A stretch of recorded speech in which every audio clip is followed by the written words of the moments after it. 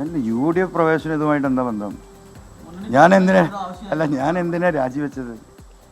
രാജിവെച്ച വിഷയങ്ങൾ ഇവിടെ കത്തി നിൽക്കുകയാണല്ലോ. ഇടതുപക്ഷ ഗവൺമെൻറ് എന്ന് പറയുന്ന ഇടതുപക്ഷ മുന്നണി എന്ന് പറയുന്നത് ഈ രാജ്യത്ത് എന്തുകൊണ്ടായിരുന്നു ഞാനൊക്കെ കമ്മ്യൂണിസ്റ്റ് പാർട്ടിയിൽ നിന്നിരുന്നത്?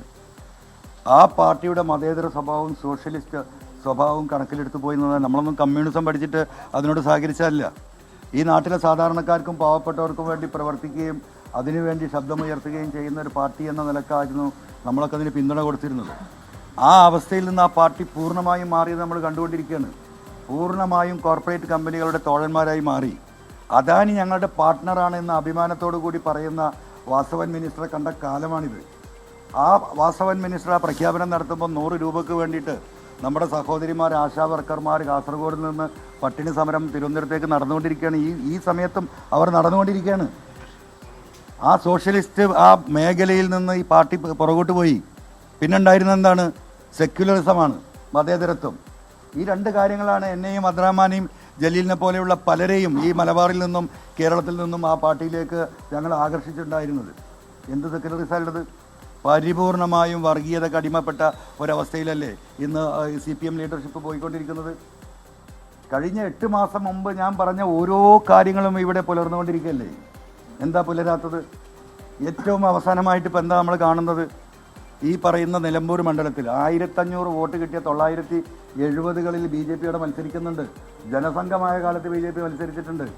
ഇന്ന് കേരളത്തിലൊട്ടാകെ 20% വോട്ടിലേക്ക് എത്തിയ BJP ഞങ്ങൾ നിലമ്പൂരിൽ മത്സരിക്കുന്നില്ല, അത് വേസ്റ്റ് ഓഫ് മണിയാണെന്നാണ് പറയുന്നത്. ഇത് മനസ്സിലാത്തവരാരെങ്കിലും ഉണ്ടോ? തെരഞ്ഞെടുപ്പിൻ്റെ മുമ്പ് അവിടെ SNDPയുടെ സെക്രട്ടറി വന്ന് നടത്തിയ പ്രസ്താവന ഇതെല്ലാം നിങ്ങൾ കൂട്ടി വായിക്ക്.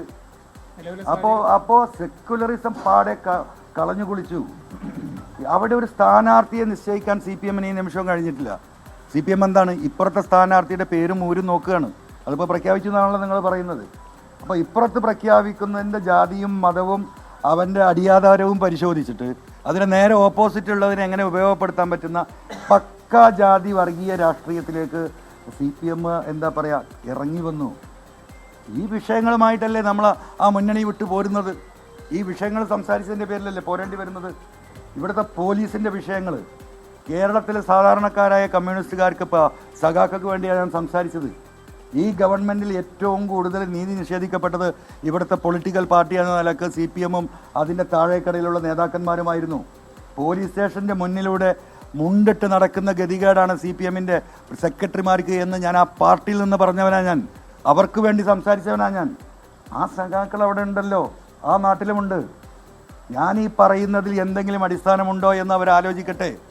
അവർ തിരിച്ചു ചിന്തിക്കാതിരിക്കുമോ? ആ പിണറായിസം ഇനി കേരളത്തിൽ ആവർത്തിക്കാൻ പാടില്ല.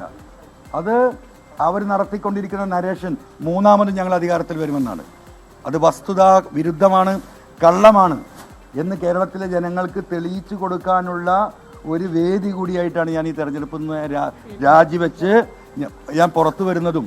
അവിടെ പിണറായിസത്തിൻ്റെ അവസാനത്തെ ആണിയടിക്കാൻ കഴിയുന്ന വിധത്തിലുള്ള ഒരു തെരഞ്ഞെടുപ്പ് റിസൾട്ട് ഈ പിണറായിസത്തിനെതിരെ LDF ഗവൺമെൻറ്റിനെതിരെ ഉണ്ടാകണമെന്ന ഉദ്ദേശത്തോടു കൂടിയാണല്ലോ ഞാൻ ഈ പ്രവർത്തന രംഗത്തേക്ക് വന്നത്.